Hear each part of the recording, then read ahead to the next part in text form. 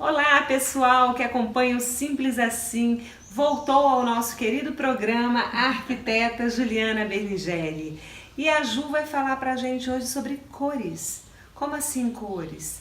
Telhados, paredes, fachadas, piso. O que as cores podem fazer pela nossa casa, pelo nosso escritório, pelo nosso imóvel? A Juliana vai responder. Fica aqui com a gente.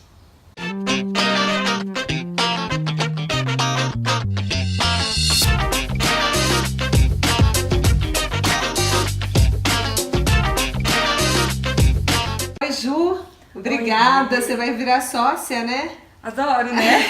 Ela vai virar sócia, você diz assim. É um prazer enorme estar aqui de novo. Você sabe que eu sou super sua fã, né? Curto tudo, então tô Não é sempre à recíproco aqui. disposição. É recíproco. Ju, eu te pedi a matéria sobre cores pelo seguinte, a gente já fez uma matéria na sua casa falando sobre aberturas e tal, e a gente falou assim, tem um conceito de que cores claras ampliam ambientes, cores escuras fazem esse ambiente parecer menor. Mas a gente mora num lugar que tem muita poeira. A nossa região aqui, né? Essa região do estado de São Paulo, ela tem muita poeira A especificamente. terra é muito vermelha, né? E a terra é muito vermelha. Então, usar pisos e paredes e telhados claros para refrescar, para ampliar, é uma boa opção? Na verdade, cor é super subjetivo, Rê. Então, assim, começando, né, a falar um pouco de cor, tudo que você sente é relacionado às cores. Então, você vai pintar de uma cor clara, você fica um pouco mais alegre, né? Então, e todo mundo prefere realmente a cor clara para ampliar, para ter um pouco mais de luz, né? Talvez até um pouco mais de bom humor, digamos assim, com tudo mais branco, mais claro.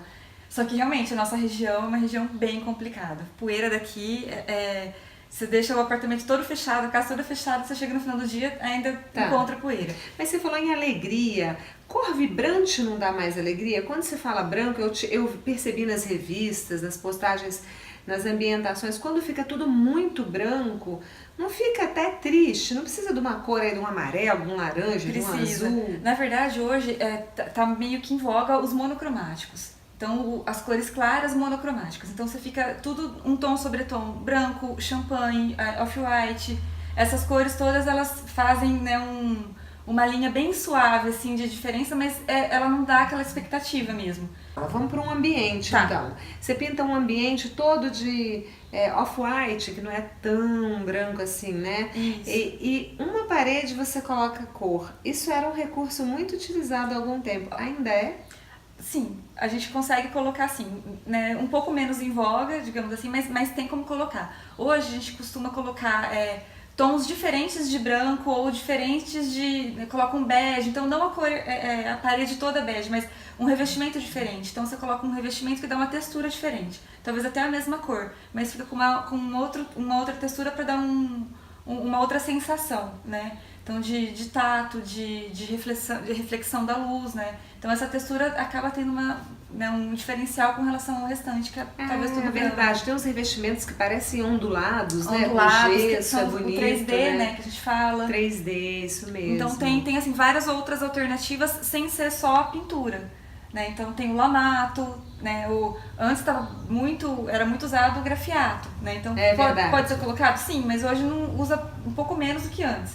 Né? A pessoa, para fazer um detalhe diferente, já prefere um revestimento novo, né? O próprio lamato, que tem um pouquinho de brilho, né? na textura dele, com as pedrinhas, então dá uma outra sensação.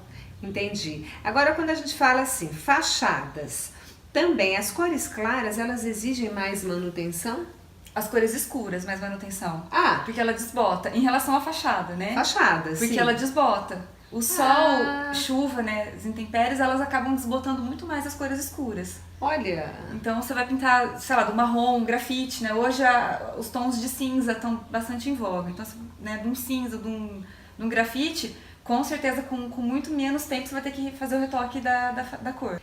Pisos. Pisos claros são mais bonitos e mais funcionais? Isso não tem nada a ver. Eu sou suspeita porque eu também gosto do escuro, né? Ah, é? Mas os pisos mais claros, eles dão uma amplitude muito maior.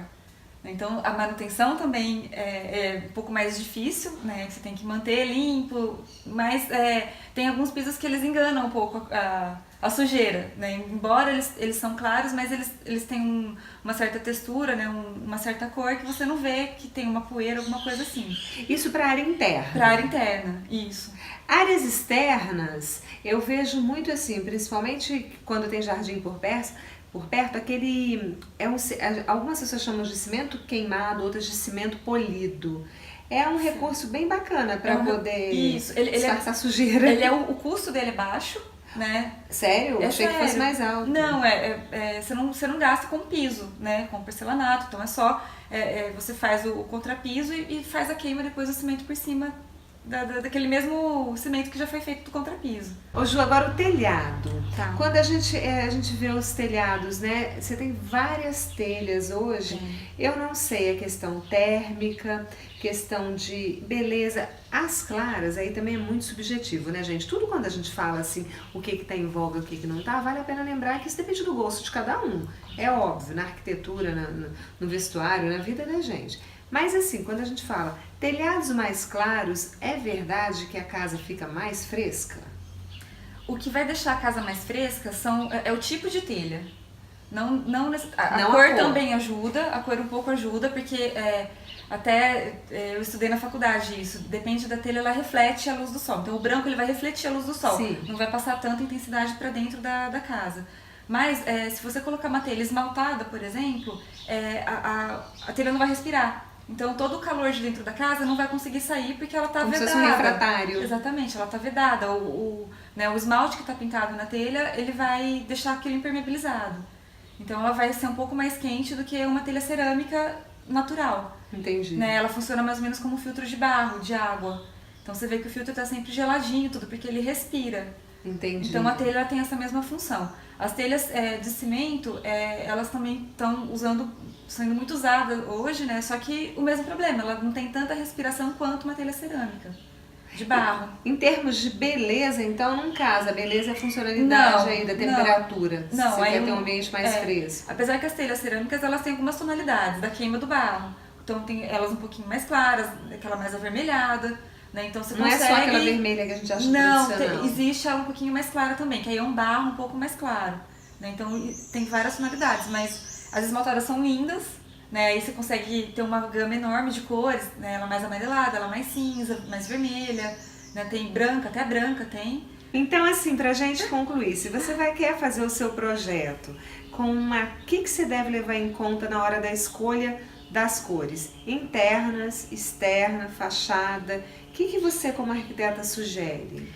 A fachada não coloca uma cor muito clara, geralmente eu pego sempre um meio termo, uma não muito escura para não desbotar e não uma muito clara para não encardir, digamos assim. Então a gente pega um tom que, né, claro que o gosto do cliente, né, que vai ou azul ou pro verde, dentro do que é o gosto do cliente, mas uma cor mediana, para não ser uma cor muito clara, para não encardir, nem muito escura para desbotar tão fácil.